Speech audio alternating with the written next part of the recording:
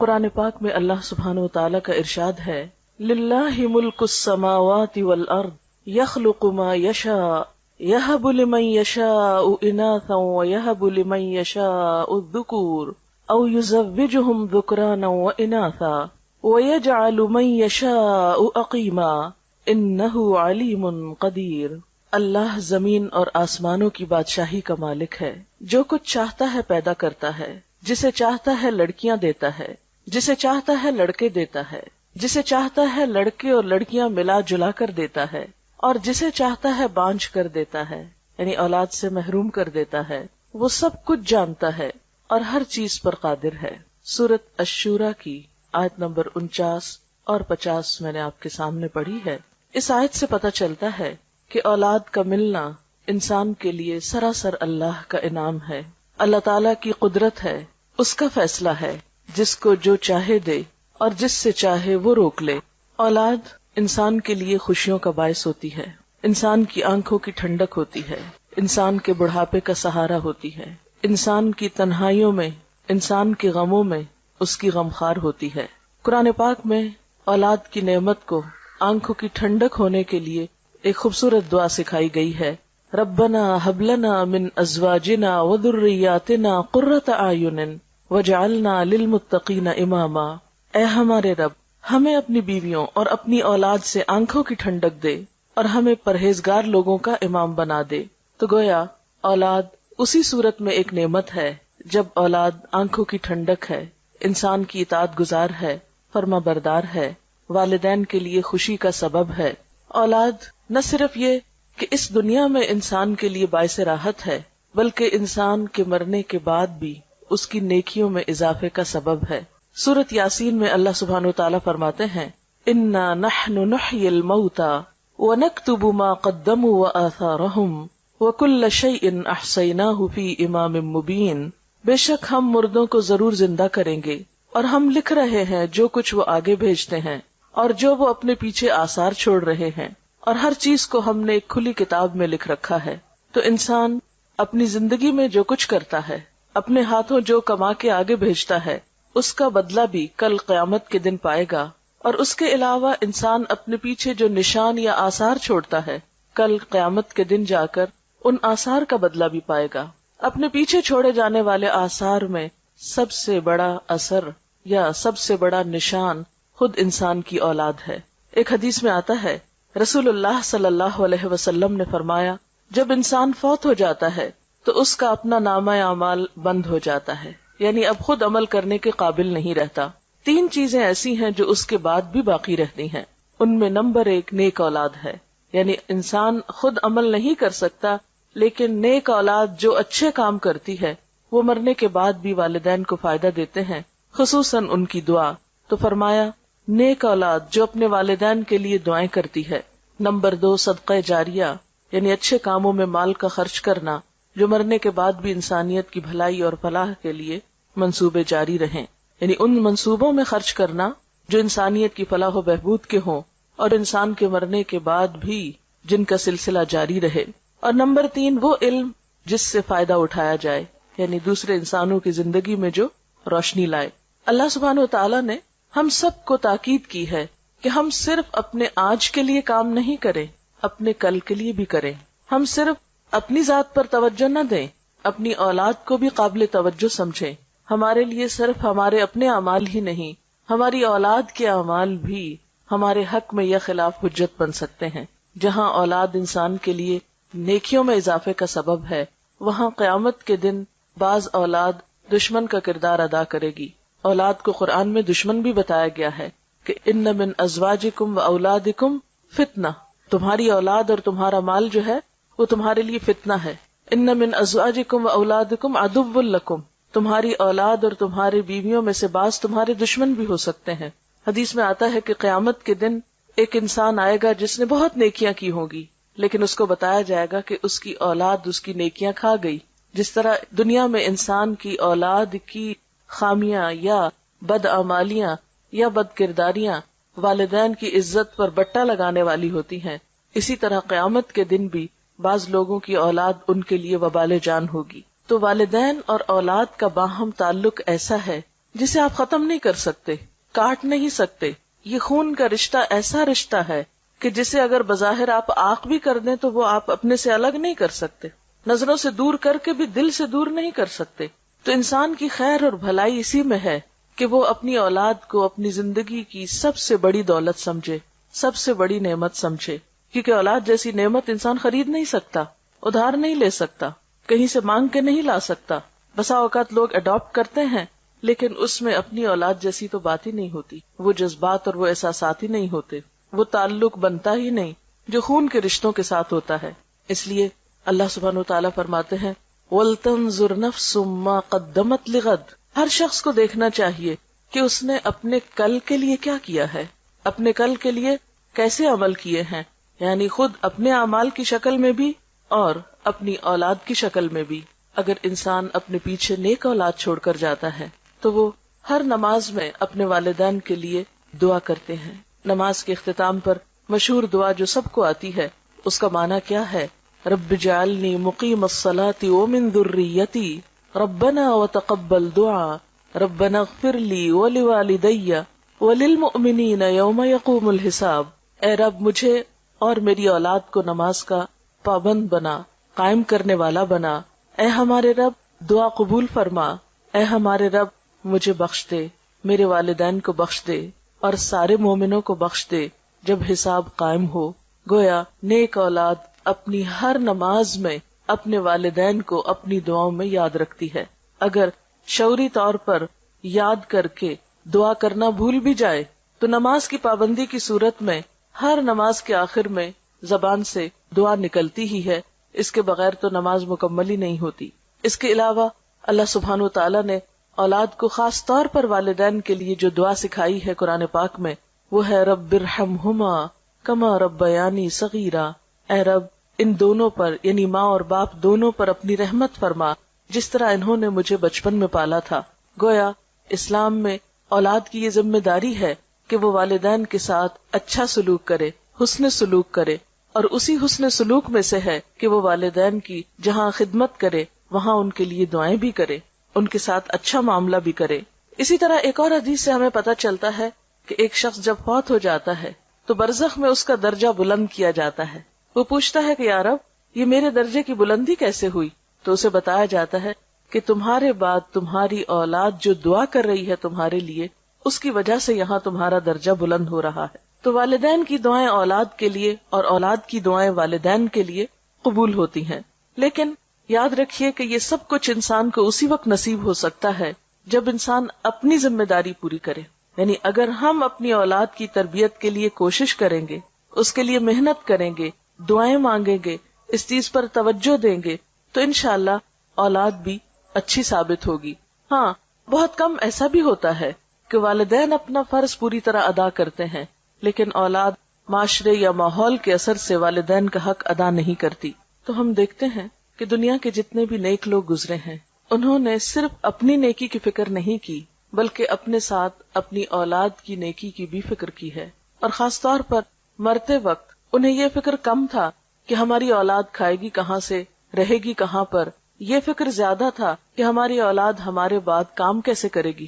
اور اس میں ہم دیکھتے ہیں حضرت ابراہیم اور حضرت یعقوب علیہ السلام کی مثال. وَوَصَّى بِهَا إِبْرَاهِيمُ بَنِيهِ وَيَعْقُوبُ يَا بُنَيَّ إِنَّ اللَّهَ اصْطَفَى لَكُمُ الدِّينَ فَلَا تَمُوتُنَّ إِلَّا وَأَنْتُمْ مُسْلِمُونَ. ابراہیم علیہ السلام نے اور یعقوب علیہ السلام نے اپنے بچوں کو وصیت کی. وصیت کہتے ہیں مرنے سے پہلے انسان اپنی اولاد کے حق میں کچھ تاکیدیں کر جائے. انہوں نے اپنی اولاد کو کیا وصیت کی کہ اے میرے بچوں، اللہ نے تمہارے لیے اس دین کو چن لیا تو تمہیں موت ہرگز نہ آئے مگر یہ کہ تم مسلمان ہو، یعنی ہمارے بعد تم حالت اسلام پر ہی زندہ رہنا. اسی طرح پھر فرمایا ام کنتم شہداء اذ حضر یعقوب الموت، کیا تم اس وقت حاضر تھے جب یعقوب علیہ السلام کو موت آئی.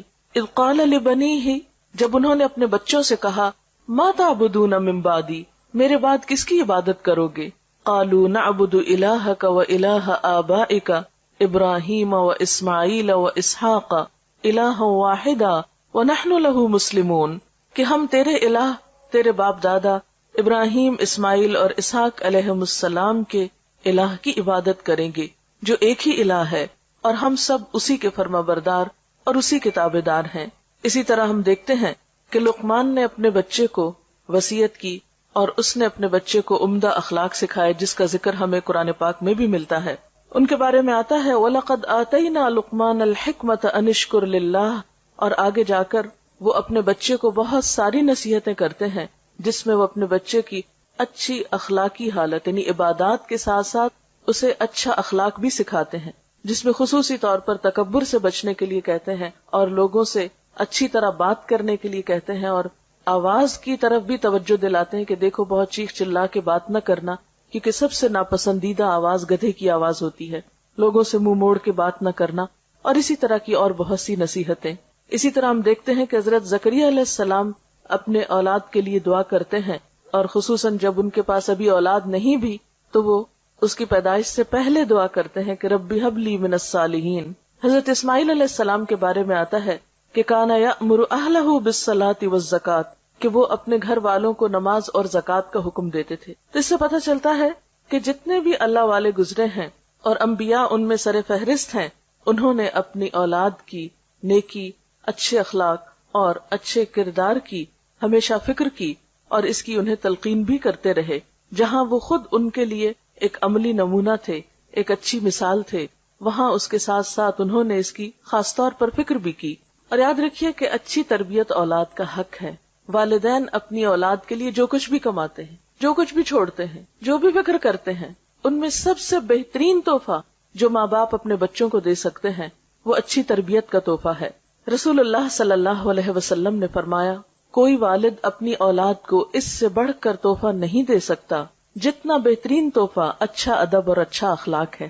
یعنی ماں باپ اولاد کو جو سب سے خوبصورت گفٹ یا بہترین تحفہ دے سکتے ہیں وہ اچھا ادب اور اچھا اخلاق ہے، کیونکہ اولاد کا اچھا سلوک اور اچھا برتاؤ سب سے بڑھ کر والدین ہی کی خوشی کا سبب ہوتا ہے۔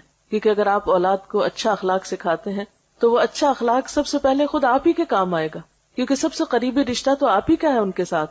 اور اسی طرح سب سے بڑا غم اور سب سے بڑا دکھ اور سب سے بڑی تکلیف اگر انسان کی زندگی میں کوئی ہو سکتی ہے تو وہ اولاد ہی کی ہو سکتی ہے۔ اس لیے اگر اولاد اچھی ہے تو انسان کے لیے ہر طرف خوشیاں ہی خوشیاں ہیں، خواہ اس کے پاس کھانے کو بہت نہ بھی ہو یا اس کے پاس بہت بڑی جائیداد نہ بھی ہو، لیکن اولاد کی فرما برداری، اولاد کی خدمت، اولاد کا اچھا سلوک والدین کے لیے بے پناہ خوشیوں اور راحت کا سبب ہوتا ہے۔ ایک اور روایت میں آتا ہے، یعنی رسول اللہ صلی اللہ علیہ وسلم نے فرمایا کہ آدمی کے لیے کسی کو خیرات میں ڈھیر سارا مال دینے سے بہتر ہے کہ اپنے بیٹے کی اچھی تربیت کرے اور اس کو نیک عادتیں سکھانے میں روپیہ خرچ کرے۔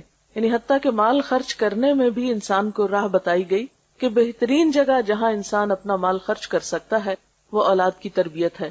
اس میں ہمیں ایک مشہور واقعہ تاریخ کا ملتا ہے ربیہ الرائی کا۔ ان کے والد نے شادی کی اور ابھی ربیہ اپنے والدہ کے پیٹ میں ہی تھے کہ باپ کو کہیں جانا پڑ گیا۔ اس دور میں مسلمانوں کی جو حکومت تھی وہ دور دور تک پھیلی ہوئی تھی۔ نبی صلی اللہ علیہ وسلم کی وفات کے تقریباً 1 سال کے اندر مسلمان مشرق و مغرب کے مالک ہو گئے تھے، اور ان کی مہم میں ایک طرف افریقہ کی طرف جا رہی تھی، دوسری طرف چین کی سرحدوں کو چھو رہی تھی۔ تو ایسے میں جو فوجیں اتنی دور دور جاتی تو وہ سال ہر سال تک واپس نہ آ سکتی تھی۔ تو ربیہ کے والد بھی کئی سال کے بعد جب پلٹے تو اپنی بیوی کو جو مال دے کر گئے تھے تو اس کا حساب مانگا اس سے۔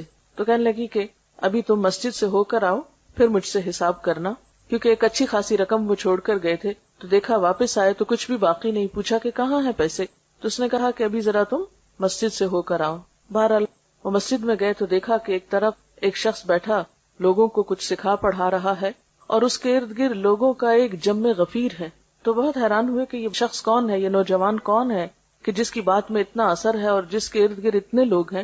تو پتہ چلتا ہے کہ یہ انہی کا بیٹا ہے جس کی تعلیم و تربیت پر یعنی باپ کے جانے کے پیچھے ماں نے اس کا سارا مال خرچ کیا اور بہترین توجہ دی۔ ماؤں کے اندر یہ جذبہ اور یہ کردار کیسے تھا؟ یعنی بعض اوقات ایسا ہوتا ہے کہ تربیت میں ماں تنہا رہ جاتی ہے، یہ ساری ذمہ داری ماں پر آ جاتی ہے۔ تو ایسے میں جہاں ماں کو یہ فکر ہونی چاہیے کہ اولاد کھائے کہاں سے، وہاں اس بات کی بھی فکر ہونی چاہیے کہ اولاد کی تعلیم و تربیت کیسے ہو۔ اب یہ ہے کہ تربیت کے ذمہ دار کون ہیں، اس میں یاد رکھیے کہ صرف ماں نہیں، باپ بھی ہے، دونوں ہیں۔ لیکن چونکہ ابتدا میں بچہ ماں کے ساتھ وقت زیادہ گزارتا ہے، اس لیے obviously ماں کی ذمہ داری کچھ زیادہ بنتی ہے. ورنہ نبی صلی اللہ علیہ وسلم نے فرمایا کلکم راعن وکلکم مسئول عن رعیتہ، تم میں سے ہر شخص نگران ہے، ذمہ دار ہے، رسپانسبل ہے، اور ہر شخص سے اس کی رعایا کے بارے میں، یعنی جو اس کے ماتحت لوگ ہیں، جو اس کے ساتھ ہیں، ان کے بارے میں اس سے سوال کیا جائے گا. اور اس میں خصوصاً عورت کو بھی مینشن کیا گیا والمرأة راعیۃ فی بیت زوجہا ومسئولۃ عنہا، اور عورت اپنے شوہر کے گھر میں نگران ہے اور اس سے اس کے بارے میں سوال کیا جائے گا. اور گھر میں سب سے قیمتی ترین چیز جو ہے وہ عورت کے یا ایک شخص کے بچے ہی ہو سکتے ہیں. یعنی گھر کی قیمتی ترین چیزوں میں سب سے قیمتی چیز انسان کی اولاد ہے. اب ہم یہاں یہ دیکھیں گے کہ پھر والدین اپنی اولاد کی تربیت کب شروع کریں اور تربیت کس موقع سے ہونی چاہیے، یعنی کب سے شروع ہونی چاہیے. تو بات یہ ہے کہ تربیت دنیا میں آنے سے پہلے سے شروع ہو جانی چاہیے. یعنی اولاد کی کیئر اور اولاد کو اچھے اخلاق اور اچھے کردار سکھانے کے لیے یہ نہیں کہ جب بچے بڑے ہو جائیں اور شروع میں ہم یہ کہتے رہیں کہ ابھی تو بچے چھوٹے ہیں، جب بڑے ہوں گے تو دیکھا جائے گا. نہیں، بچپن سے ہی، یعنی ان کی پیدائش سے پہلے ہی اس بات کی فکر کرنی چاہیے. اور پیدائش کے وقت تو ہر بچہ معصوم ہوتا ہے، جیسے حدیث میں آتا ہے کہ ہر بچہ فطرت پر پیدا ہوتا ہے. یہ اس کے ماں باپ ہوتے ہیں جو اس کو یہودی یا عیسائی یا کچھ اور بنا دیتے ہیں. اب ایک بچہ جو بالکل پاک صاف اور معصوم ہے، ایک صاف کتاب کی طرح ہے، اس کو آپ کیا بناتے ہیں یہ آپ پر ڈپینڈ کرتا ہے کہ آپ اس کی تربیت کس طرح کرتے ہیں. جیسا کہ پہلے میں نے عرض کیا کہ تربیت کا آغاز یا تربیت کی ابتدا جو ہے وہ پیدائش سے پہلے ہونی چاہیے. لہٰذا ہم دیکھیں گے کہ دوران حمل، یعنی ایک بچے کی ولادت سے پہلے ماں کو کیسا کردار ادا کرنا چاہیے. اور اس بات کی جو تحقیق ہے کہ ولادت سے پہلے ہی بچے کے اوپر ماں کے جذبات اور احساسات اور اس کے رویے کے اثرات پڑنا شروع ہو جاتے ہیں، یہ معروف بات ہے اور ایک ثابت شدہ حقیقت ہے. ایک بزرگ کے پاس کوئی خاتون گئی یہ پوچھنے کے لیے کہ میں اپنے بچے کی تربیت کیسے کروں. تو انہوں نے پوچھا کہ بچے کی عمر کیا ہے. تو جب عورت نے بتایا تو کہا کہ تربیت کی عمر تو گزر چکی، اس لیے کہ تربیت تو پیدائش سے پہلے شروع ہوتی ہے. کیونکہ بعض جگہوں پر آتا ہے کہ 3 سال میں بچے کی ابتدائی شخصیت مکمل ہو جاتی ہے، بعض جگہوں پر 5 سال کا ذکر آتا ہے، بعض 7 سال کہتے ہیں. یعنی بچہ اپنی عمر کے ابتدائی حصے میں جو کچھ جذب کر جاتا ہے وہ بعد کی زندگی میں اتنا نہیں کرتا. اگر یہ نہیں کہ وہ وقت ختم ہو جاتا ہے، بڑے ہو کر تربیت ہو نہیں سکتی، لیکن اہم ترین وقت جو ہے وہ پیدائش سے پہلے اور پیدائش سے بعد کا ہے.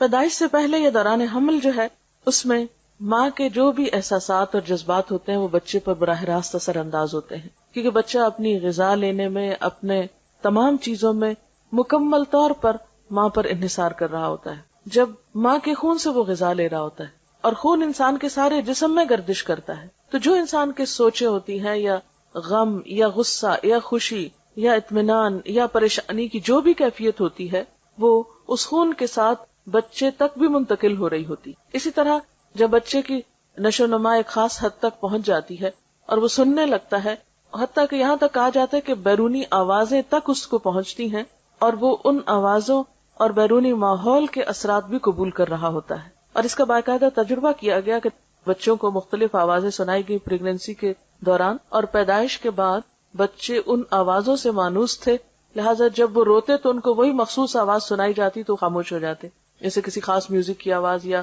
کسی خاص ماحول کی جو اثرات ہیں.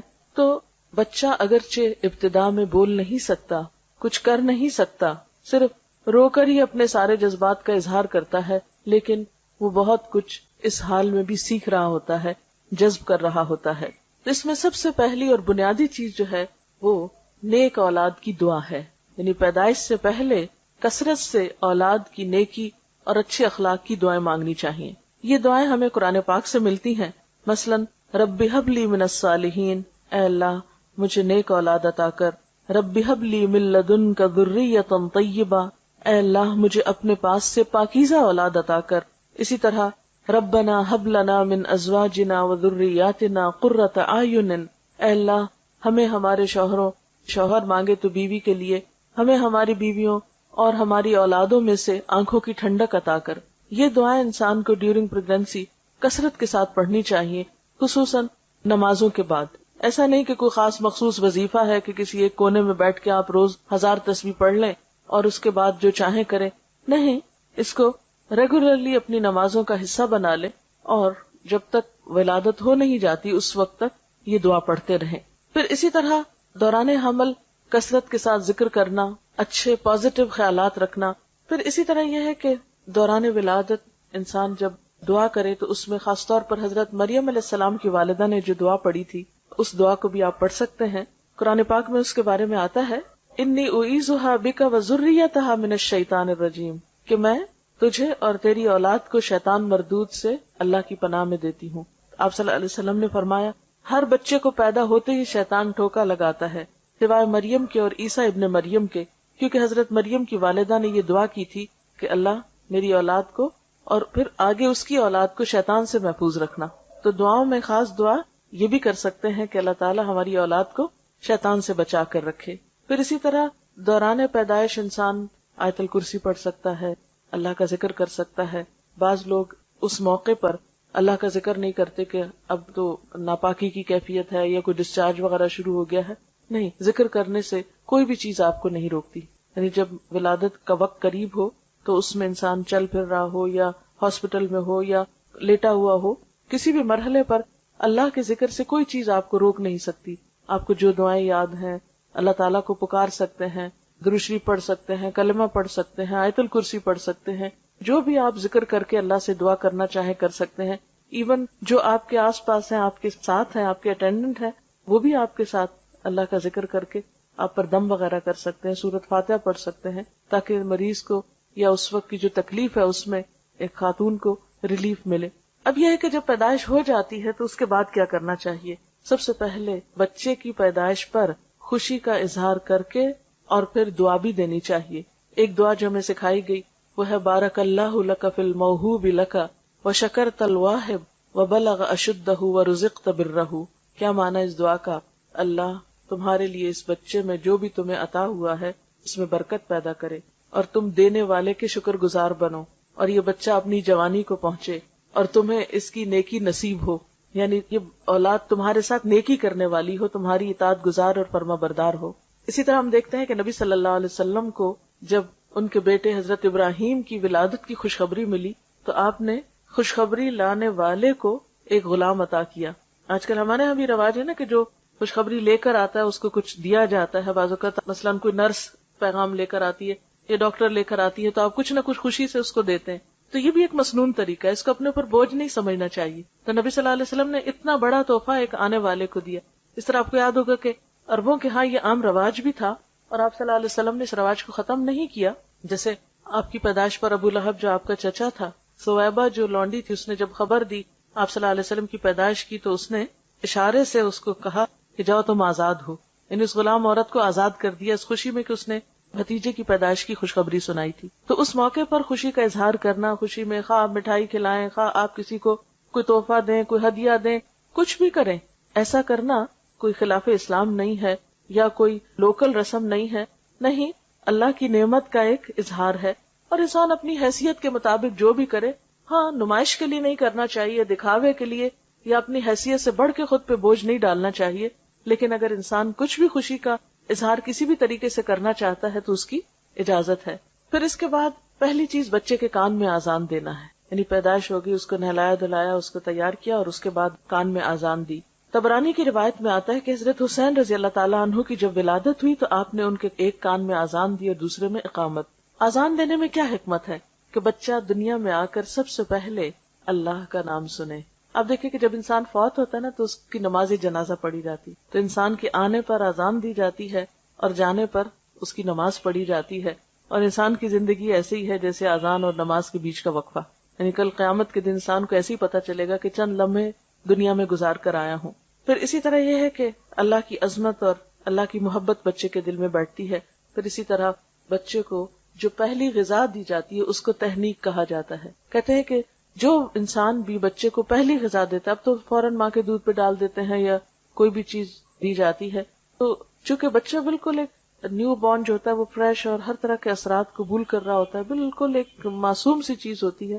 تو جو انسان بچے کو پہلی غذا دیتا ہے تو اس انسان کی جو شخصیت ہوتی ہے وہ بھی اس کے ہاتھ سے جو ریز نکلتی ہیں یا اس کے جسم سے وہ بچے میں منتقل ہوتی. اس لیے آپ صلی اللہ علیہ وسلم کے پاس بچے پیدائش کے بعد لائے جاتے تھے اور آپ ان کو، جسے ہماری زبان میں گھٹی دینا کہتے ہیں، اور گھٹی سے مراد کو خاص دوا یا کاڑھا نہیں ہے، یا کچھ تھوڑا سا شہد بھی ہو سکتا ہے یا چبائی ہوئی کھجور بھی ہو سکتی ہے، لیکن ایسے شخص کی ہو جس کا اخلاق اور کردار جو ہے معروف ہو، کیونکہ بچے کی ابتدائی زندگی میں وہ چیز بھی اس کی شخصیت کا حصہ بننے والی ہے۔ اس میں ہم دیکھتے ہیں حضرت اسما فرماتی ہیں کہ عبداللہ بن زبیر جب پیدا ہوئے ان کے بیٹے، تو میں نے ان کو آپ کی گود میں دے دیا۔ آپ نے خرما منگوایا، یعنی خشک کھجور منگوائی، اس کو چبا کر اپنے لعاب کے ساتھ ان کے منہ میں لگا دیا۔ عموماً تالو میں ہلکا سا لگا دیتے ہیں، ایسا نہ ہو کہ جو بچے کے گلے میں پھنس جائے یا اتنا بڑا ٹکڑا نہ ڈال دیا جائے، بالکل معمولی سا جتنا بچے کی لینے کی سکت ہو اس کے مطابق، لیکن یہ کہ یہ بھی ایک طرح کی رسم ہوتی ہے اور یہ سمجھے کہ اسلامی رسم ہے۔ حضرت عائشہ کا بیان ہے کہ آپ کے ہاں بچے لائے جاتے، آپ ان کے لیے تہنیک کرتے اور ساتھ دعا دیتے، تو جو شخص بھی بچے کو پہلی غذا دے رہا ہو اس کے ساتھ ساتھ بچے کو وہ دعا بھی دے۔ امام احمد بن حنبل کے ہاں بچے کی پیدائش ہوئی تو انہوں نے ایک نیک خاتون کے پاس اپنے بچے کو بھیجا جن کا نام ام علی تھا، اور ان سے اپنے بچے کی تہنیک کروائی۔ اسے بھی پتہ چلتا ہے کہ مرد کے علاوہ عورت بھی یہ کر سکتی ہے، یعنی یہ صرف مرد ہی نہیں کہ کوئی بہت بزرگ ہوں یا اللہ والے ہوں، گھر میں کوئی خاتون بھی ہو سکتی ہیں، کوئی اچھے اخلاق اور کردار کی کہ جس کا آپ چاہیں کہ بچے کے اندر اس کی شخصیت کا بھی اثر جائے۔ پھر اس کے بعد یہ ہے کہ بچے کو دودھ پلانا بچے کا حق ہے، یعنی پہلی غذا کے بعد آپ اس کو نارملی سک کروا سکتے ہیں، خواہ دودھ نہ بھی ہو، جو کچھ بھی ہو اس میں، لیکن بچے کی ماں کے ساتھ ایک اٹیچمنٹ ہوتی ہے۔ 9 مہینے وہ ماں کے پیٹ میں رہا ہے، بالکل ایک دم سے ہٹا کے اس کو فیڈرز پہ ڈال دینا بچے کے ساتھ بہت بڑی زیادتی ہے اور ایک جذباتی دھچکا بھی ہے، لہٰذا ماں کو چاہیے کہ وہ اس کو دودھ بھی پلائے۔ قرآن پاک میں اللہ تعالیٰ کا حکم ہے وَالْوَالِدَاتُ يُرْضِعْنَ أَوْلَادَهُنَّ حَوْلَيْنِ كَامِلَيْنِ، مائیں اپنے بچوں کو 2 پورے سال دودھ پلائیں۔ یہ اس کے لیے حکم ہے لمن اراد ان یتم الرضاع، کہ جو بچے کے دودھ پلانے کا ارادہ رکھتا ہو۔ ہاں، عربوں میں رواج یہ تھا کہ بعض اوقات خود نہیں مائیں دودھ پلاتی تھی، دایا کو دے دیا جاتا، جو شہر سے باہر بادیہ میں عورتیں بچوں کو لے جاتی، مخصوص قبیلے ہوتے تھے جو بچوں کو پالا کرتے تھے، جن کی عورتیں خود صحت مند تھی، تو ان صحت مند عورتوں سے بچوں کو دودھ پلوایا جاتا اور بچے کی نشو و نما ایک کھلی آب و ہوا میں کی جاتی۔ وہ ان کا ایک کلچر تھا، ہمارے لیے ضروری نہیں کہ ہم بھی ایسے ہی کوئی طریقہ اختیار کریں، لیکن بہرحال رضاعت جو ہے یا دودھ کا پلانا جو ہے یہ بچے کا حق ہے، اور اس میں ہم دیکھتے ہیں کہ اس میں بہت سے اس کے طبی فائدے بھی بتائے جاتے ہیں، ماں کے لیے بھی فائدہ مند، بچے کے لیے، لیکن سب سے بڑی بات یہ ہے کہ بچے اور ماں کا ایک قلبی تعلق اور ایک ریلیشن شپ ڈیولپ ہوتا ہے، ایک قربت آتی ہے، ایک انڈرسٹینڈنگ ڈیولپ ہوتی ہے۔ یعنی ماں جب دودھ پلا رہی ہوتی ہے، وہ آدھا گھنٹہ پلا رہی ہے جتنی دیر، تو وہ ایک کلوزنس کا بھی احساس ہوتا ہے، اور پھر دوبارہ ماں کے سینے میں جو خیالات ہیں، افکار ہیں، اچھی پازیٹو سوچیں ہیں، وہ بھی دودھ کے ساتھ وہ بچے کے اندر ایک طرح سے منتقل کر رہی ہوتی ہے، کیونکہ انسان کی شخصیت پر، انسان کے اخلاق پر اس کا کھانا پینا بھی اثر انداز ہوتا ہے۔ مختلف قوموں کی جو عادات اور اخلاق اور کردار ہیں ان کے بارے میں بھی کہا جاتا ہے کہ ان کی غذا کا ان پر اثر ہے۔ تو اگر بچہ ماں کا دودھ لے رہا ہے تو ظاہر ہے کہ پھر ماں کے اثرات اس پر ہوں گے، اور پھر جانوروں میں بھی اگر آپ دیکھیں، اونٹ کے بچے کو اونٹنی کا ہی دودھ دیا جاتا ہے، اسی طرح گائے، بھینس اور باقی جانور بھی دوسروں کا دودھ لا کے نہیں پلایا جاتا، تو اسی طرح انسان کے بچے کو گائے بھینس کا دودھ پلانے سے پہلے جب تک ماں کا دودھ ہے تو ماں کا ہی دودھ پلایا جانا چاہیے۔ پھر اسی طرح بچے کا اچھا نام رکھنا چاہیے، کیونکہ قیامت کے دن انسان کے نام سے پکارا جائے گا، تو اچھا نام جو ہے وہ ضروری ہے۔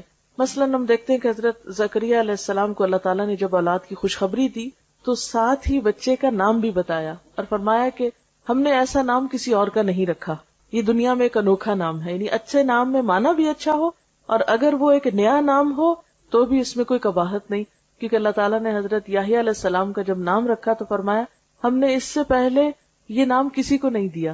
آپ صلی اللہ علیہ وسلم نے فرمایا قیامت کے روز تمہیں اپنے ناموں سے پکارا جائے گا، اس لیے اچھے نام رکھا کرو۔ اور حدیث میں آتا ہے اللہ کو تمہارے ناموں میں سے عبداللہ اور عبد الرحمن سب سے زیادہ پسند ہیں، اور آپ نے یہ بھی فرمایا کہ انبیاء کے ناموں پر نام رکھو۔ پھر اسی طرح بچے کے سر کے بال منڈوانا یہ 7ویں دن کیا جاتا ہے، اور اسلامی اعتبار سے یہ ایک پسندیدہ کام ہے۔ عربوں کے ہاں یہ ایک طریقہ جاری تھا جسے اسلام میں بھی جاری رکھا گیا، اور حضرت حسن اور حسین رضی اللہ تعالیٰ عنہما کے سر منڈوانے کا آپ نے حکم دیا، اور پھر بالوں کے وزن کے برابر چاندی بھی صدقہ کی، یعنی ساتھ ہی بچے کا صدقہ بھی نکالا جائے۔ اور اطباء یہ کہتے ہیں کہ جب بچے کے سر کے بال مونڈے جاتے ہیں تو سر کی جو سرکولیشن ہے وہ تیز ہوتی ہے اور اس کے جو سینسز ہیں وہ پراپرلی فنکشن کرتے ہیں. اس لیے بعضوں کا سننے میں آتا ہے کہ نہیں اتنے چھوٹے بچے کے بال نہیں کٹوانے چاہیے، لیکن اسلامی طریقہ بھی ہے اور یقیناً اس میں بہت سے فوائد بھی ہیں. پھر اسی طرح عقیقے کا حکم بھی دیا گیا ہے. عقیقے کا اصل تو 7واں دن ہے، لیکن اگر انسان بعد میں بھی کر لے تو کوئی حرج نہیں، کوئی فرض کے درجے میں نہیں کہ 7ویں دن میں ہی ہو. اگر انسان کسی بھی وقت کر لیتا ہے تو وہ ہو جاتا ہے. اور اس میں لڑکے کی طرف سے 2 بکرے اور لڑکی کی طرف سے 1، اور یہ کسی ڈسکریمنیشن کی وجہ سے نہیں. آپ دیکھیں کہ جو عرب لڑکی کو زندہ دفن کر دیتے تھے، اگر اس کی طرف سے 2 بکرے دینے ہوتے تو ان کے لیے اور زیادہ مشکل بات تھی، اس لیے ان پر بوجھ نہیں ڈالا گیا، انسانی نفسیات کی رعایت کی گئی ہے. آپ صلی اللہ علیہ وسلم نے عقیقے کے بارے میں فرمایا کہ لڑکا اپنے عقیقے کے ساتھ گروی ہے جو 7ویں دن اس کی طرف سے ذبح کیا جائے گا اور اس کا نام رکھا جائے گا اور سر کے بال اتارے جائیں گے. یعنی یہ تینوں کام 7ویں دن کرنا مسنون ہے، اگرچہ آگے پیچھے بھی کیا جا سکتا ہے. عقیقے کے ساتھ گروی ہونے کا مطلب یہ کہ ایک طرح سے بندھا ہوا ہے، جب اس کی طرف سے یہ صدقہ ہو جاتا ہے تو گویا وہ ایک بندھن سے آزاد ہو جاتا ہے. پھر اسی طرح لڑکے کا ختنہ کرانا جو ہے یہ بھی مسنون ہے، یعنی اسلامی سنت ہے. آپ صلی اللہ علیہ وسلم نے فرمایا 5 چیزیں فطرت میں داخل ہیں: ختنہ کرنا، زیر ناف بال صاف کرنا، مونچھیں منڈوانا، ناخن تراشنا اور بغل کے بال اکھاڑنا. یعنی یہ ایک فطرت کا طریقہ ہے جو ہر جگہ پر رائج ہے، اور زائد بالوں کو اور جسم کو صاف رکھنا جو ہے یہ اسلامی لحاظ سے پسندیدہ ہے. اور اس میں خاص طور پر ختنہ، کیونکہ اس میں حکمت یہ ہے کہ ایسی جگہ پر ایسی رطوبات اور جراثیم وغیرہ جمع ہو جاتے ہیں جو انسان کے لیے انفیکشن کا سبب ہوتے ہیں، تو زائد سکن کو کاٹ دینا یا اتار دینا جو ہے وہ صحت کے لیے بہترین ہے. پھر اسی طرح بچہ جو بڑا ہوتا ہے پھر بولنا سیکھتا ہے، پھر اور بہت سی اس کی ایکٹیویٹیز شروع ہوتی ہیں. آپ نے دیکھا ہوگا کہ چند مہینے کے بعد بچہ شروع کر دیتا ہے، تو اس سے فالتو اور بیکار قسم کی باتیں کرنے کی بجائے اور صرف ہیلو بیبی سکھانے کی بجائے اللہ کا لفظ سکھائیں اور لا الہ الا اللہ کا. تو پہلا کلام اگر بچے کی زبان پر اللہ کا نام ہوگا انشاءاللہ تو اللہ تعالیٰ کا مقرب بھی ہو جائے گا کسی دن، اور ایک بنیاد اچھی پڑ جائے گی. آپ دیکھیے کہ بچے کی تربیت ایسے ہی ہے جیسے آپ ایک بیج ڈالتے ہیں زمین میں. جب اس کی ایک چھوٹی سی کمپل نکلتی ہے تو آپ اس کی کیئر کرتے ہیں، روشنی، اس کے پانی، اس کے ماحول، اس کو گرمی سردی سے بچا کر اس کی کیئر کرتے ہیں. اور مالی اس وقت تک اس کی نگہداشت کرتا ہے اس پودے کی جب تک کہ وہ پودا پوری طرح مضبوط نہیں ہو جاتا. اور پھر بھی آپ نے دیکھا ہوگا کہ جس باغ کے اندر کیئر کرنے والا مالی موجود ہو اس باغ کے پودوں کا رنگ ہی کچھ اور ہوتا ہے. اس کا فرق آپ یوں سمجھ سکتے ہیں جیسے ایک جنگل ہوتا ہے اور ایک باغ ہوتا ہے. ایک وہ باغ ہوتا ہے جو خود لگایا جاتا ہے اور ایک جنگل ہے جو خود بخود اگ جاتا ہے. تو وہ بچے جن کی تربیت نہیں ہوتی، جن کی تراش خراش نہیں ہوتی، وہ ایک جنگل کی طرح بڑھتے ہیں. اور اسی طرح وہ بچے جن کی تراش خراش ہوتی ہے، تربیت ہوتی ہے، وہ ایک بہترین مالی کے لگائے ہوئے باغ کی طرح ہوتے ہیں جو ایک ایک پودے کا خیال رکھتا ہے اور اس میں زرد پتے بھی نکالتا ہے اور اس کی ٹرمنگ بھی کرتا ہے، اس کی شاخوں کو فالتو بکھرنے اور پھیلنے سے بھی بچاتا ہے اور خاص شیپ دیتا ہے. اس کو ایک ایک چیز کی فکر ہوتی ہے. تو بالکل تربیت کا عمل بھی ایک طرح سے ایک مالی کے عمل سے ملتا جلتا عمل ہے. اور پھر ہم دیکھتے ہیں کہ بچوں کی تربیت میں یہ نہیں کہ ہم نے شروع میں چند ایک یہ ریچولز کر دی اور ہم فارغ ہو گئے. نہیں، وہ تو زندگی بھر کا ساتھ ہے. جب تک بھی بچہ آپ کے ساتھ ہے آپ یہ کام کرتے چلے جائیں گے. پہلی چیز جو اب اگلے مرحلے پہ شروع ہوتی ہے وہ بولنا ہے. نبی صلی اللہ علیہ وسلم کا طریقہ کیا تھا؟ آپ نے فرمایا کہ جب تمہاری اولاد بولنے لگے تو اس کو لا الہ الا اللہ سکھا دو، پھر مت پرواہ کرو کہ کب مرے، اور جب دودھ کے دانت گر جائیں تو نماز کا حکم دو، یعنی 7 سال کی عمر میں. اسی طرح حدیث میں یہ بھی آتا ہے کہ آپ کے خاندان میں جب کسی بچے کی زبان کھل جاتی تو آپ اس کو سورۃ الفرقان کی دوسری آیت سکھاتے.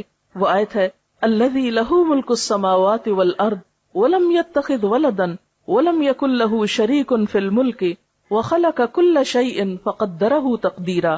وہ خدا جو آسمان اور زمین کی بادشاہی کا مالک ہے، جس نے کسی کو بیٹا نہیں بنایا، جس کے ساتھ بادشاہی میں کوئی شریک نہیں ہے، جس نے ہر چیز کی تخلیق کی اور پھر اس کی موضوع تقدیر مقرر فرمائی. تو نبی صلی اللہ علیہ وسلم اپنے خاندان کے بچوں کو جب بولنے پہ آ جاتے تو سب سے پہلی آیت یہ حفظ کروایا کرتے تھے. پھر اسی طرح ہم دیکھتے ہیں کہ تربیت کے کچھ اور بھی رہنما اصول ہیں. مثلاً بچوں کے ساتھ محبت اور شفقت کے ساتھ پیش آنا. آپ صلی اللہ علیہ وسلم نے فرمایا وہ ہم میں سے نہیں جو بچوں کے ساتھ شفقت نہیں کرتا، بچوں کے ساتھ رحمت سے پیش نہیں آتا، اور جو ہمارے بڑوں کی عزت نہیں کرتا. ابتدائی سالوں میں خاص طور پر بچے کے ساتھ محبت اور شفقت کا سلوک کرنا چاہیے. اس میں خصوصاً میں ماؤں سے یہ کہنا چاہوں گی کہ بچے بعض اوقات تنگ کرتے ہیں مثلا چھوٹے بچے جب دانت نکال رہے ہوتے ہیں تو ماؤں کے جسم کو چبانا شروع کر دیتے ہیں، یا بعض اوقات بال کھینچتے ہیں، یا بعض اوقات روتے ہیں، تنگ کرتے ہیں، سر مارتے ہیں، بہت سی تکلیفیں دیتے ہیں بچے بچپن میں بھی. ایسے تمام مواقع پر صبر سے کام لینا اور خوشی کے ساتھ اور خندہ پیشانی کے ساتھ ان چیزوں کو برداشت کرنا ضروری ہے. بعض مائیں بے حوصلہ ہو کر بچے کو چھوٹی سی عمر میں مارنے لگتی ہیں، بعض اوقات ہاتھ دباتی ہیں، بعض اوقات دھکا دے دیتی ہیں، بعض اوقات چیخنے لگتی ہیں. یہ چیزیں بچے کی تربیت پر ایک نیگیٹو اثر ڈالتی ہیں، ان سے پرہیز کرنا چاہیے. دیکھیں ماں کے 3 درجے کیوں زیادہ ہیں؟ اسی وجہ سے کہ ماں تکلیفیں زیادہ اٹھاتی ہے تربیت میں اور اس کی اپ برنگنگ میں. آپ صلی اللہ علیہ وسلم ہمیشہ بچوں کے ساتھ پیار اور محبت کا برتاؤ کرتے تھے، اور حضرت حسن کے بارے میں آتا ہے کہ ان کو پیار سے جب اٹھاتے تو اپنی زبان کی سرخی نکال کے دکھاتے. یعنی بعض اوقات ہم بچوں سے لاڈ کرتے ہیں نا، تب آپ دیکھیں آپ اللہ کے پیغمبر ہیں، اتنا بڑا مقام اور مرتبہ ہے، تو بعض اوقات گھر کے بزرگ بہت ایک مصنوعی سا رویہ بچوں کے ساتھ رکھتے ہیں بزرگی کا، کہ نہیں بس ایک روب کے ساتھ بچے کے ساتھ بات کریں. نہیں، اللہ کے رسول صلی اللہ علیہ وسلم سے بڑھ کر بڑا مرتبہ کس کا ہو سکتا ہے؟ ایک اور صحابی ہے محمود بن ربی، وہ کہتے ہیں کہ میری عمر 5 سال تھی، آپ صلی اللہ علیہ وسلم نے کنویں سے پانی کا ڈول نکالا، منہ میں کلی بھری اور میرے منہ پہ پھار پھینکی. یعنی بچوں کے ساتھ بچوں جیسی شرارت کرنا. پھر آپ صلی اللہ علیہ وسلم آگے بڑھ کے خود سلام کیا کرتے تھے، اٹھا لیا کرتے تھے اور ہر لحاظ سے خیال رکھتے. اس میں ہم دیکھتے ہیں کہ پھر اسی طرح جابر بن سمرہ اپنے بچپن کا واقعہ بیان کرتے ہیں کہ انہوں نے آپ کے پیچھے نماز پڑھی اور اس کے بعد آپ اپنے گھر کی طرف چل پڑے. کہتے میں بھی ساتھ ہو لیا، میرے ساتھ اور بچے بھی تھے، آپ نے سب بچوں کو پیار کیا، مجھے بھی پیار کیا. یعنی بچوں کو یاد تھا کہ ہمیں آپ صلی اللہ علیہ وسلم نے کس کس موقع پر پیار کیا. پھر اسی طرح آپ کا معمول تھا جب آپ سفر سے تشریف لاتے تھے تو جو مدینہ میں اونٹنی داخل ہوتے سب بچوں کو اوپر بٹھانا شروع کر دیتے تھے. تو یعنی جیسے ایسا ہوتا نا کہ باپ گھر میں آ رہے ہیں یا کوئی بزرگ آ رہا ہے تو بچے سارے اکٹھے ہو جاتے ہیں، کوئی کندھوں پہ چڑھنے لگتا ہے، کوئی لپٹنے لگتا ہے. تو ایسے میں بچوں کو ان کی شوخیاں کرنے دینا چاہیے. آپ صلی اللہ علیہ وسلم ان کو اپنی سواری پر سوار کرنا شروع کر دیتے تھے، خواہ وہ کسی کے بھی بچے ہوتے تھے، محبت کے ساتھ اور شفقت کے ساتھ. پھر اسی طرح آپ صرف مسلمان بچوں کے ساتھ نہیں، بغیر کسی مذہب کی تفریق کے ہر ایک کے بچوں کے ساتھ اچھا سلوک کرتے تھے. ہجرت کے موقع پر جب آپ کا مدینہ میں داخلہ ہو رہا تھا تو چھوٹی بچیاں جو تھیں وہ آپ کے استقبال کے لیے کھڑی تھیں اور انہوں نے آپ کے لیے گیت گائے تھے، اور آپ نے ان سے پوچھا کہ تم یہ کیوں کر رہی ہو؟ تو انہوں نے کہا کہ اللہ کے رسول صلی اللہ علیہ وسلم ہم آپ سے محبت کرتے. تو آپ نے فرمایا میں بھی تم سے پیار کرتا ہوں. یعنی عام طور پہ ہم بچوں کو اگنور کر دیتے، نہیں، ان کے ساتھ پیار محبت کی بات کرنا یا ان کا حال پوچھ لینا یہ انسان کی شان میں کمی نہیں کرتا. اور سب سے بہترین چیز بچوں کو پھر اچھا اخلاق سکھانا ہے، اور خاص طور پر چاہے لڑکا ہو یا لڑکی ہو ان میں فرق نہ کریں. آپ نے فرمایا خاص طور پر کچھ دینے کے معاملے میں بچوں میں فرق نہ کرو، اس سے ان کی شخصیت پر منفی اثرات پڑتے ہیں. اور خصوصاً ابتدائی زندگی میں پہلے 7 سال تو زیادہ سے زیادہ شفقت اور محبت ہی کا سلوک کرنا چاہیے. اقرا بن حابس کے بارے میں آتا ہے کہ وہ آپ صلی اللہ علیہ وسلم کے پاس آئے اور آپ اس وقت حضرت حسن کو گود میں بٹھا کر پیار کر رہے تھے. تو اقرا کو دیکھ کر بہت تعجب ہوا، بولے اے اللہ کے رسول صلی اللہ علیہ وسلم آپ بھی بچوں کو پیار کرتے ہیں؟ کیونکہ ان کے ہاں کیا تھا کہ جو شخص جتنا روب والا ہو وہ بچوں کو بس صرف ٹیڑھی آنکھ سے ہی دیکھے اور ڈرائے رکھے اور اٹھائے نہیں. بچوں کو اٹھانا شاید کوئی کمزوری کی علامت ہے. اور کہنے لگا کہ میرے تو 10 بچے ہیں لیکن میں نے کبھی کسی کو بھی پیار نہیں کیا. آپ نے فرمایا اگر اللہ نے تمہارے دل سے رحمت و شفقت چھین لی ہے تو میں کیا کر سکتا ہوں. یعنی بچوں کو پیار نہ کرنا سنگ دل ہونے کی علامت ہے، اور بچوں کے ساتھ شفقت و محبت سے پیش آنا رحم دلی کی علامت ہے. پھر اسی طرح بچوں کو اچھا اخلاق سکھانا. نبی صلی اللہ علیہ وسلم نے فرمایا اپنی اولاد کی عزت کرو. یعنی بچوں کی بھی بے عزتی نہیں کرنی چاہیے، ان کو تان و تشنی نہیں کرنی چاہیے، ان کو برے ناموں سے نہیں پکارنا چاہیے، ان کا مذاق نہیں اڑانا چاہیے، بلکہ اس کے برعکس بچوں کے ساتھ بھی عزت کا معاملہ کرنا چاہیے، کیونکہ ان کی بھی عزت نفس ہوتی ہے. اگر بار بار مجروح ہوگی تو ماں باپ کے دشمن ہو جائیں گے. ان کے آداب بہتر بناؤ، اس لیے کہ تمہاری اولاد تمہارے لیے اللہ کا ہدیہ ہے. یعنی اولاد ایک طرح سے تحفہ ہے تمہارے لیے، لہٰذا اس تحفے کی قدردانی کرو. پھر اسی طرح اگر ایک سے زائد بچے ہوں تو بچوں کے درمیان مساوات کرنے کا حکم دیا. آپ صلی اللہ علیہ وسلم نے فرمایا سووا بین اولادکم فی العطیہ لو کنت مفضلا احدا لفضلت النساء. تم بچوں کو کچھ دینے میں برابری کرو، اگر میں کسی کو زیادہ دے سکتا تو بیٹیوں کو زیادہ دیتا. لیکن یہ ہے کہ بیٹے ہوں یا بیٹیاں جب بھی ان کے لیے کچھ خریدیں یا جب بھی ان کو کچھ دینے لگیں تو سب کے ساتھ برابری کریں. بعض اوقات ایسا ہوتا ہے کہ کوئی ایک بچہ اپنی فرما برداری اچھے اخلاق کی وجہ سے والدین کا زیادہ پسندیدہ ہو جاتا ہے، یا چھوٹا بچہ جو ہوتا ہے وہ عموماً ماں باپ کو زیادہ پیار ہوتا ہے، یا بعض اوقات بڑا بچہ جو ہوتا ہے وہ زیادہ توجہ لے جاتا ہے.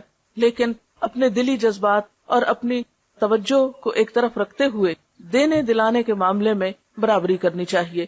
محبت میں تو بسا اوقات برابری نہیں ہو سکتی کیونکہ انسان کے جذبات ہر ایک کے لیے مختلف ہوتے ہیں اور وہ انسان کے بس کی بات بھی نہیں ہوتی، لیکن اس کا اظہار کرنے میں بھی اعتدال سے کام لینا چاہیے.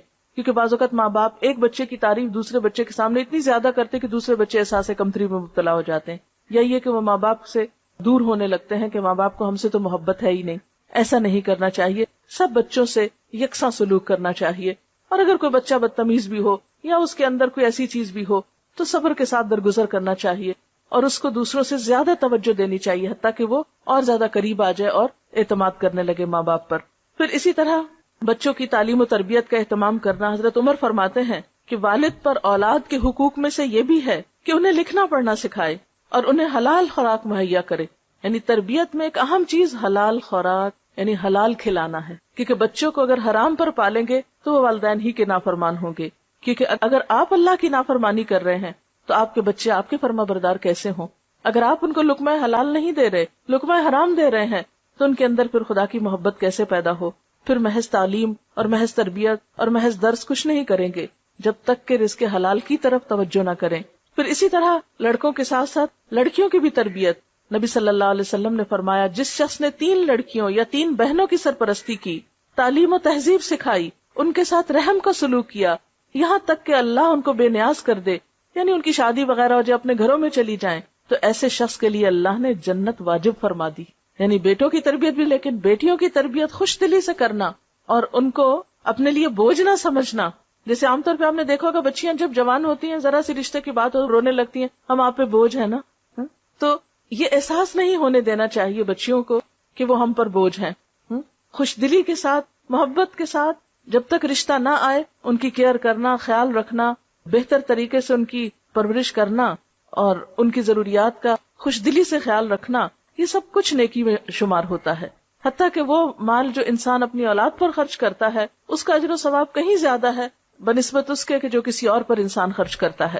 اور تربیت میں ایک خاص چیز جو ہے یا ایک چیز اگر آپ یاد رکھ سکیں تو انشاءاللہ اس سے بچوں کی نفسیات کو سمجھنے اور ان کے ساتھ معاملہ کرنے میں بہت سہولت ہو جائے گی. اس میں ایک مشہور مقولہ یہ ہے کہ والدین اپنے بچے کے ساتھ پہلے 7 سال کھیلیں، یعنی ان کے کھیل میں شریک ہوں یا ان کو کھیلنے دیں. اگلے 7 سال اسے نظم و ضبط سکھائیں، ڈسپلن سکھائیں، یعنی پھر سختی بھی کر سکتے ہیں. پھر اگلے 7 سال اس کے دوست بنے رہیں، یعنی گویا جب بچہ 14 سال کا ہو جائے تو اس کے ساتھ دوستوں والا معاملہ کریں، اعتماد میں لیں.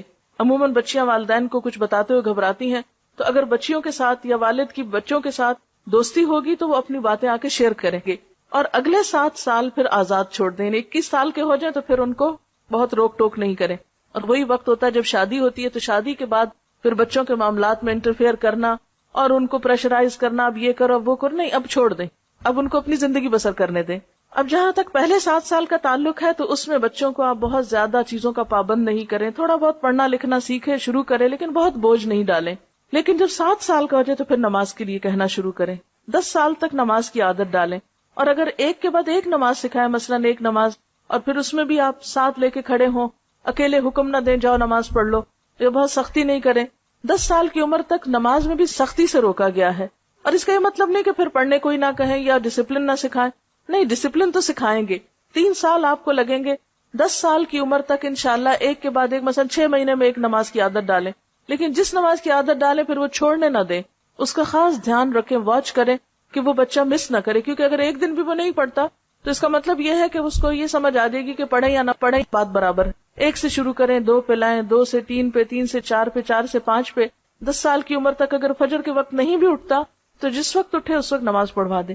پھر اس کے بعد اگر شروع میں صرف فرض نماز کا کہیں اور پھر جو بڑا ہوتا جائے پھر سنت بھی ساتھ، اور جب بالغ ہو جائیں پھر ایسی تعلیم و تربیت کا اہتمام کریں کہ بچوں کے دل میں اللہ کی محبت بھی پیدا ہو چکی ہو، رسول اللہ صلی اللہ علیہ وسلم کی محبت بھی ہو، بڑوں کا ادب اور احترام بھی ہو، اور اس کے ساتھ ساتھ اپنے واجبات اور اپنی ذمہ داریوں کو بھی نبھانے کا طریقہ ان کو آ چکا ہو. جیسے بچوں کے ساتھ پہلے 7 سال کھیلنے کی بات ابھی ہوئی، نبی صلی اللہ علیہ وسلم حضرت حسن اور حسین رضی اللہ تعالی عنہما کے ساتھ کس طرح کا معاملہ کرتے تھے. حدیث میں آتا ہے کہ جب آپ نماز پڑھ رہے ہوتے تھے تو یہ دونوں آپ کی پیٹھ پہ چڑھ جاتے.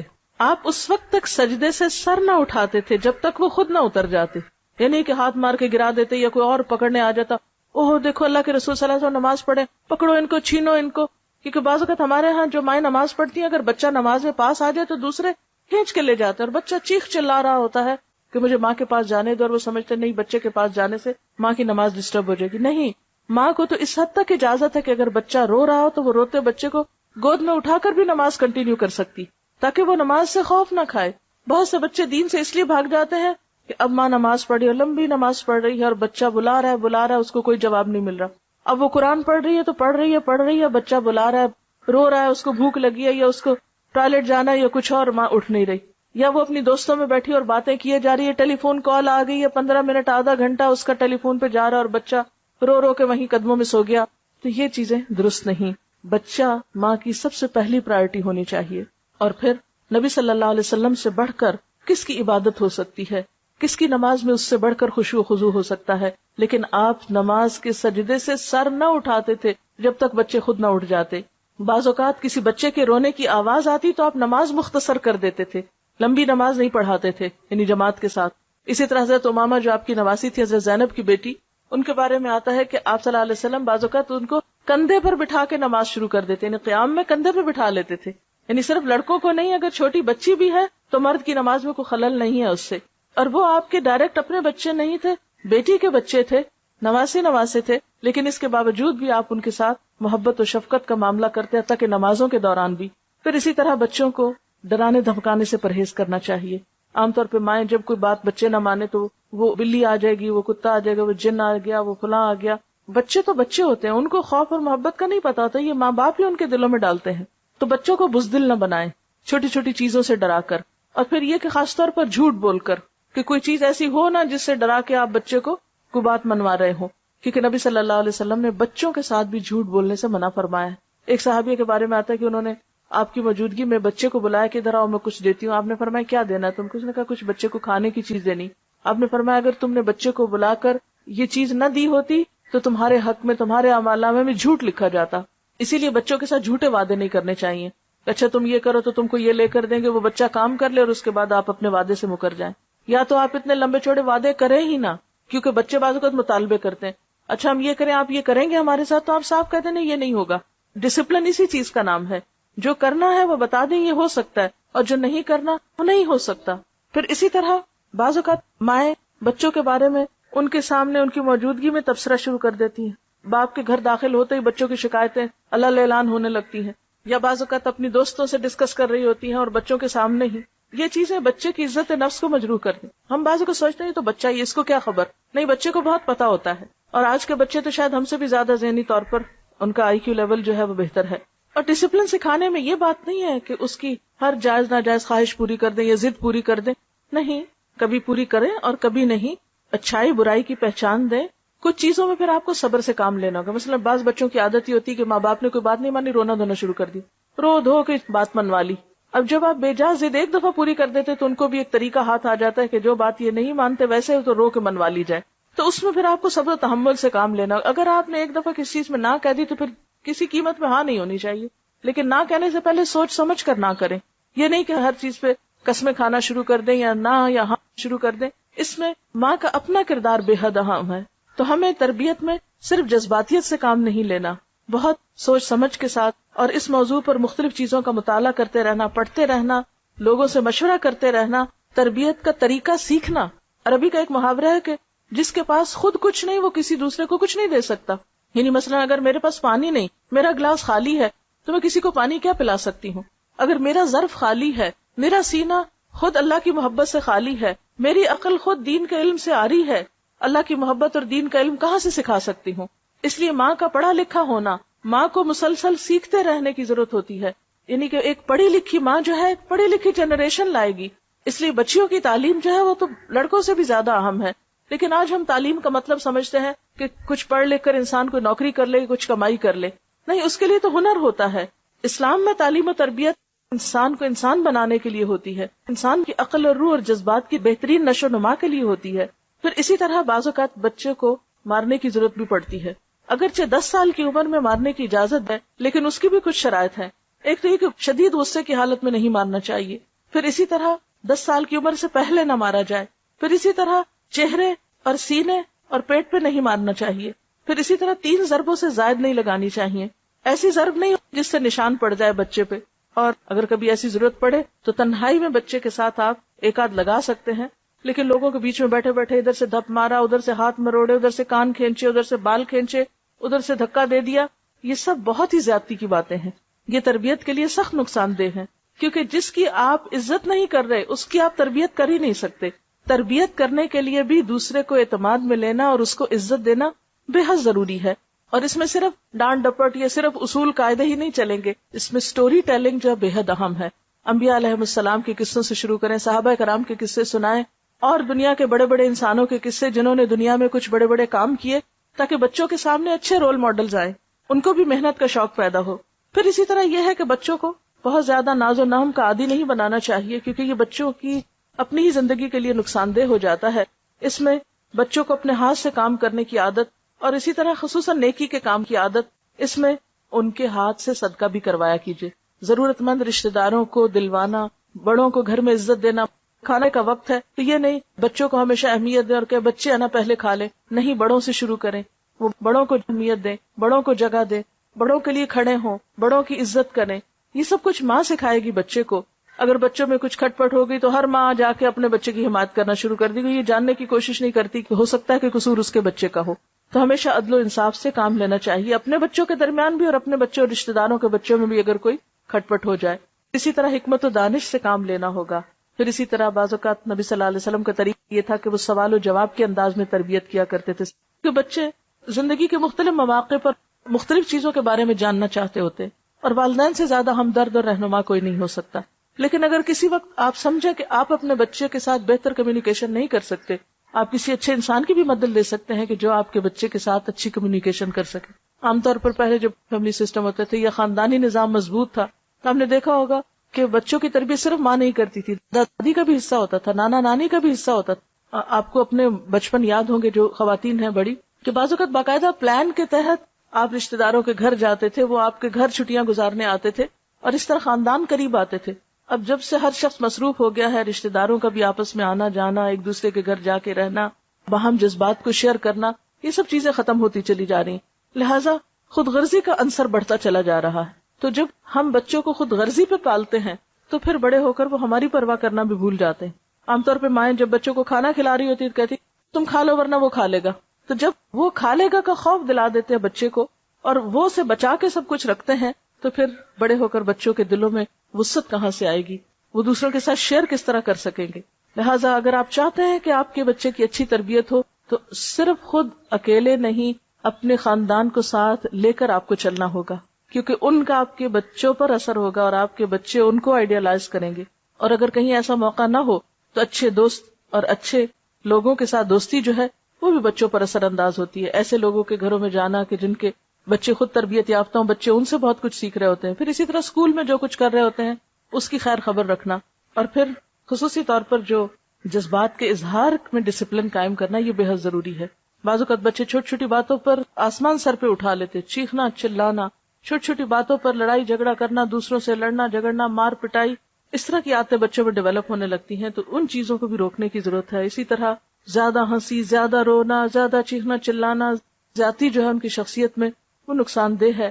اس کا سبب معلوم کر کے اس کا علاج کیا جا سکتا ہے. اور اپنی بات اس پر اختتام کروں گی کہ بچہ اگر محبت میں جیتا ہے تو اعتماد سیکھتا ہے، تانوں میں جیتا ہے تو احساس کمتری کا شکار ہوتا ہے، نفرت میں جیتا ہے تو نفرت دینا سیکھتا ہے، گھٹے ہوئے ماحول میں جیتا ہے تو شرمیلا ہو جاتا ہے. اس لیے بچے کی تربیت کے لیے بہترین چیز اچھا ماحول ہے، کیونکہ ہر انسان اپنے ماحول کی پیداوار ہوتا ہے.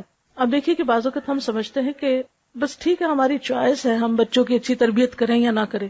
بعض اوقات ہم سمجھتے ہیں کہ بس چوائس کی بات ہے، بس ہمت ہے، توفیق ہے، موقع ہے، کر سکتے ہیں تو اچھی تربیت کر لیں. نہیں، قرآن پاک میں اللہ سبحانہ وتعالیٰ فرماتے ہیں اے لوگو جو ایمان لائے ہو، اپنے آپ کو اور اپنے گھر والوں کو آگ سے بچاؤ. ان بچوں کو آگ سے بچانا ہماری ذمہ داری ہے. ایسا نہ ہو کہ یہ اپنے دین سے دوری کی بنا پر یا کسی بھی غلط کام کی بنا پر آخرت میں ناکامی سے دوچار ہوں. ہمارے دلوں کو چین کیسے آ سکتا ہے اگر ہمارے بچے کامیاب نہ ہوں؟ دنیا میں بھی ناکام ہو تو تکلیف ہوتی ہے، اور آخرت کی ناکامی تو بہت ناکامی ہے. اللہ تعالیٰ سے دعا ہے کہ وہ ہمیں اپنی ذمہ داری کو بہترین طریقے پر ادا کرنے کی توفیق عطا فرمائے، تاکہ ہماری اولاد ہمارے لیے صدقہ جاریہ ہو، اور ہمارے لیے دنیا میں بھی آنکھوں کی ٹھنڈک، اور ہماری آخرت میں بھی ہمارے اعمال میں اور ہمارے درجات میں اضافے کے سبب بنے۔ وآخر دعوانا ان الحمد للہ رب العالمین۔ سبحانک اللہم وبحمدک، نشہد ان لا الہ الا انت، نستغفرک ونتوب الیک۔ والسلام علیکم ورحمۃ اللہ وبرکاتہ۔